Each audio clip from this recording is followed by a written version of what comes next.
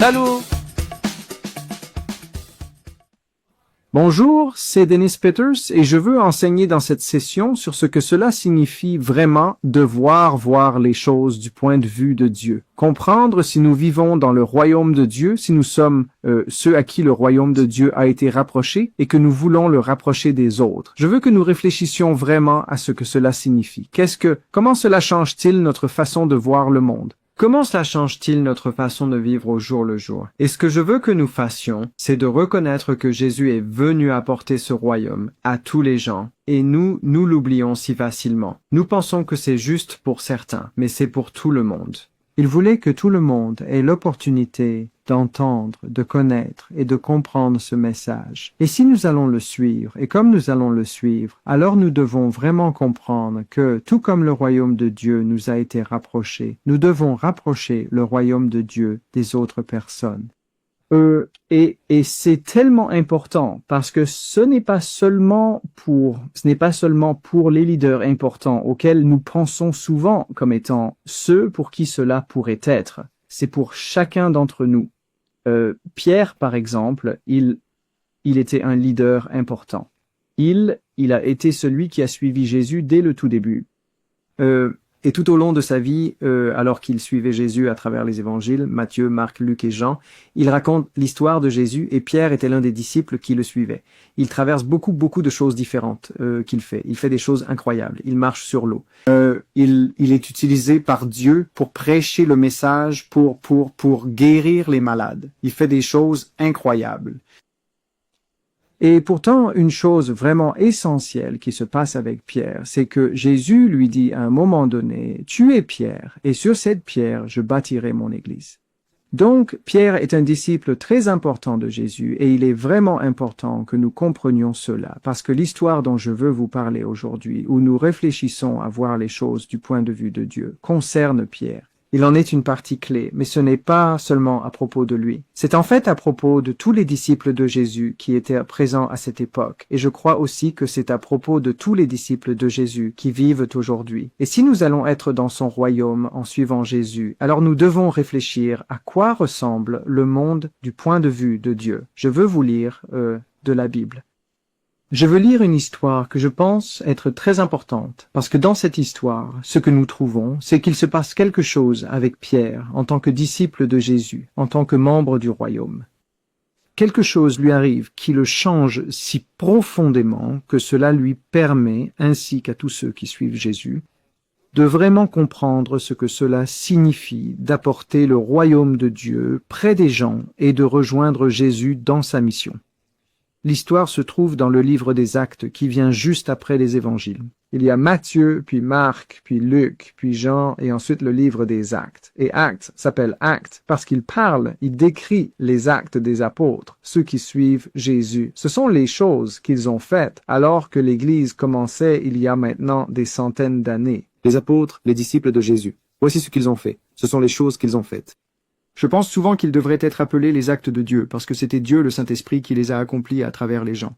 Mais dans Actes, dans le chapitre 10 et verset 9, et ensuite dans quelques versets suivants, il est dit ceci.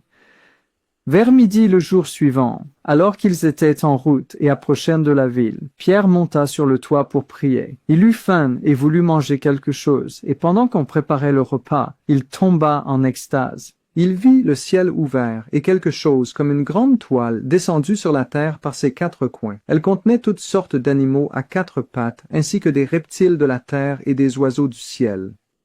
Puis une voix lui dit, « Lève-toi, Pierre, tue et mange. »« Certainement pas, Seigneur, répondit Pierre, je n'ai jamais mangé rien d'impur ou de souillé. » La voix lui parla une deuxième fois. Ne considère pas comme impur ce que Dieu a rendu pur. Cela se produisit 3 fois, et aussitôt la toile fut remontée au ciel. Tandis que Pierre se demandait ce que signifiait la vision, les hommes envoyés par Corneille découvrirent où se trouvait la maison de Simon et s'arrêtèrent à la porte. Ils appelèrent, demandant si Simon, connu sous le nom de Pierre, séjournait là. Pendant que Pierre réfléchissait encore à cette vision, l'Esprit lui dit, « Simon, 3 hommes te cherchent, alors lève-toi et descends. » n'hésite pas à aller avec eux, car je les ai envoyés. Pierre descendit et dit aux hommes, « Je suis celui que vous cherchez. Pourquoi êtes-vous venus? » Les hommes répondirent, « Nous venons de la part de Corneille, le centurion. C'est un homme juste et craignant Dieu, respecté par tout le peuple juif. Un ange saint lui a dit de te faire venir chez lui pour qu'il puisse entendre ce que tu as à dire. » Puis Pierre invita les hommes dans la maison pour être ses invités. C'est une histoire remarquable. Pierre, disciple du Christ, montant sur un toit pour prier. Et cette histoire parle de changer nos cœurs et nos esprits pour vraiment nous aligner avec le cœur et l'esprit de Dieu et être vraiment utilisés pour apporter son royaume au monde. Vous voyez, voici le défi. C'était un grand défi dans la Bible, et c'est un grand défi pour nous. Le défi dans la Bible était celui-ci, vous voyez, que l'histoire de Pierre sur le toit, Actes chapitre 10, arrive à un moment vraiment important. Et c'est important parce que bien avant, dans le chapitre 1 des Actes, au début du livre des Actes, qui suit la vie, la mort, la résurrection de Jésus, et juste avant son ascension, avant qu'il ne retourne au ciel, Jésus a dit à ses disciples, vous serez mes témoins. Vous allez prendre ce message en commençant là où vous vivez, où ils étaient à ce moment-là à Jérusalem, la ville de Jérusalem. Et puis il se répandra en Judée, puis en Samarie, et ensuite il ira jusqu'aux extrémités de la terre. Et ainsi, ce royaume de Dieu atteindra tous les peuples, vous voyez, en commençant là où vous êtes. Et puis dans Actes chapitre 2, le tout prochain chapitre du livre des Actes, vous voyez ce que Jésus a dit commencer à se réaliser. À Jérusalem, lors du festival de la Pentecôte, il y avait des Juifs craignant Dieu, il est dit, de partout dans le monde qui étaient venus à Jérusalem, la ville de Jérusalem, pour célébrer ce festival, cette fête. Et pendant qu'ils étaient là, Pierre s'est levé et il a dit, « Hommes, je veux vous annoncer une grande nouvelle. » Et il a prêché l'évangile du royaume aux gens. Et en l'entendant, ces Juifs craignant Dieu, dit-on, venus de partout dans le monde et qui étaient à Jérusalem, en entendant ce message, leurs cœurs furent touchés et ils réalisèrent qu'ils devaient se repentir. Et donc il est dit que 3000 ont été ajoutés à l'église ce jour-là. Au tout début, 3000 personnes. Et ceux-ci ont formé la première église à Jérusalem où Jésus a dit que cela commencerait là où vous êtes. Et puis ce qui s'est passé, c'est que cette église a commencé à être persécutée et donc beaucoup de personnes qui suivaient le Christ là-bas ont commencé à s'éloigner de Jérusalem pour aller en Judée et en Samarie. Ils ont continué, et en s'éloignant, ils ont partagé le message du royaume avec les gens. Ils ont parlé aux gens de ce Jésus qu'ils avaient rencontré. Et ainsi, l'évangile du royaume, la bonne nouvelle, a commencé à changer plus de vie au fur et à mesure qu'il se répandait d'un endroit à un autre. Et cela continue, puis nous atteignons Actes chapitre 10.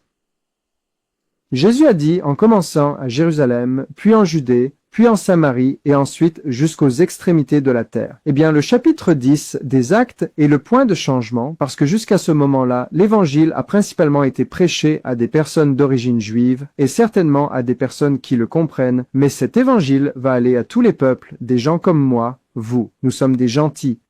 Nous ne sommes pas ceux qui étaient le peuple de Dieu. Et c'est tellement crucial parce que Pierre a vécu quelque chose. Et vous allez vivre une expérience maintenant en rejoignant Jésus 25 où vous allez demander à Dieu de faire quelque chose dans votre cœur aussi. Et cela va être de dire comment je regarde ce monde et le vois du point de vue de Dieu. Vous voyez, Pierre le voyait de son point de vue. Il était juif, donc il voyait les gentils comme impurs. C'est ce qu'on lui avait toujours dit. Maintenant, tu ne fréquentes pas ces gens-là. Tu restes loin de ces gens-là. Tu ne t'approches même pas d'eux. Et là, soudain, il est sur ce toit. Il est allé prier et Dieu le rencontre dans une vision. Pierre tombe en extase, dit-on, et Dieu le rencontre.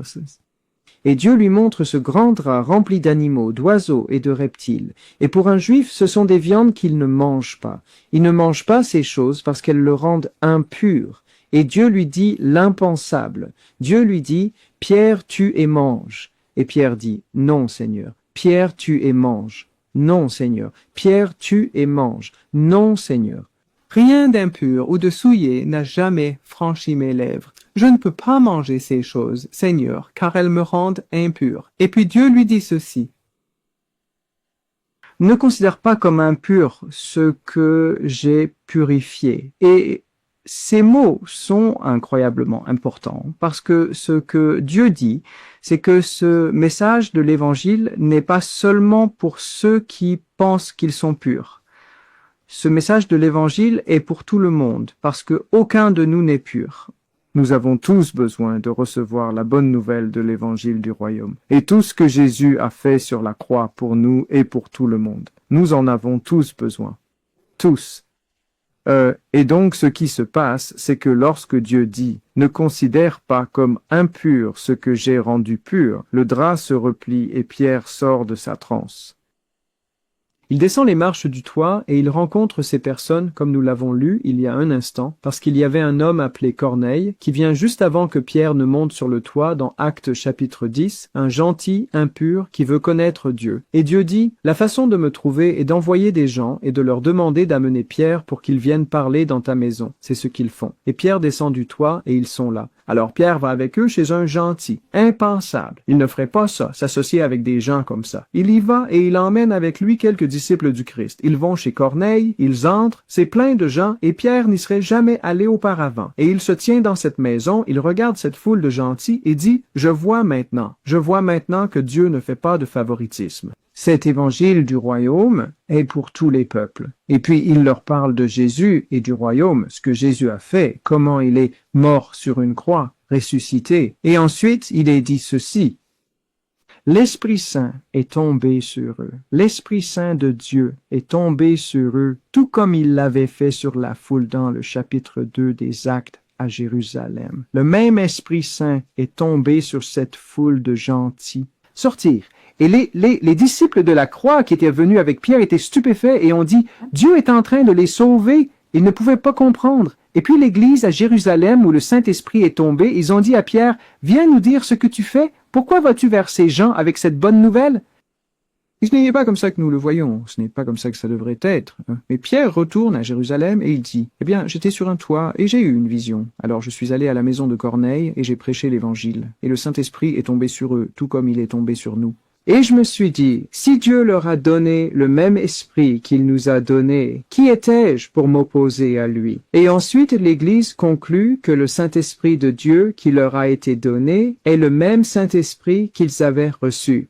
Alors, ils ne pouvaient pas non plus s'opposer à Dieu. Et il conclut dans Actes 11-18, « Ainsi donc, même aux païens, Dieu a accordé la repentance qui mène à la vie. Même les païens. » Jean 3,16 dit ceci. « Dieu a tant aimé le monde qu'il a donné son Fils unique, afin que quiconque croit en lui ne périsse pas, mais ait la vie éternelle. » Dieu a tant. J'aime ce petit mot en anglais, tellement. Dieu a tellement aimé le monde. Tous les gens, cet évangile du royaume est pour tous les gens. Il y a un merveilleux verset il y a un livre appelé l'Apocalypse qui vient juste à la fin de la Bible. Et c'est à propos des temps de la fin de toutes choses.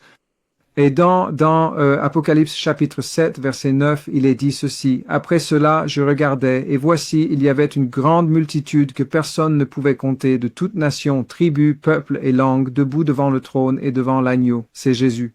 Ils portaient des robes blanches et tenaient des branches de palmier dans leurs mains. C'est une image des temps de la fin lorsque ce royaume sera enfin accompli. Et ce que cela dit, c'est que des gens de chaque tribu, de chaque nation, de chaque langue, nous tous, c'est pour nous que ce royaume est destiné. Et c'est ce qui est arrivé à Pierre, et cela a conduit à un mouvement de formation de disciples qui a changé le monde. Et pour nous, ce que cela signifie, c'est que nous sommes ici aujourd'hui, vous dans votre ville où vous êtes, entourés de gens, beaucoup d'autres personnes, beaucoup venant de différentes parties de l'Église, de différentes dénominations peut-être pas d'aucune Église du tout. Vous êtes là, ensemble. Et je pense que Dieu veut faire quelque chose en vous maintenant. Je pense que Dieu veut travailler dans votre cœur de manière similaire à celle dont il a travaillé dans le cœur de Pierre et de ceux du tout début pour qu'ils commencent à regarder le monde du point de vue de Dieu. pour reconnaître que lorsque nous regardons notre ville, notre communauté où nous vivons, nous la regardons et disons, Dieu, que vois-tu quand tu regardes cela? Comment puis-je le voir comme tu le vois? Dieu, fais quelque chose en moi pour changer mon cœur, pour voir les choses comme tu les vois et ensuite être prêt à aligner mon cœur avec le tien et ensuite entrer dans ce que tu veux que je faire en réponse à cela. Et donc, dans le cadre de votre rassemblement, rejoindre Jésus, vous aurez une rencontre sur le toit. Que Dieu vous bénisse.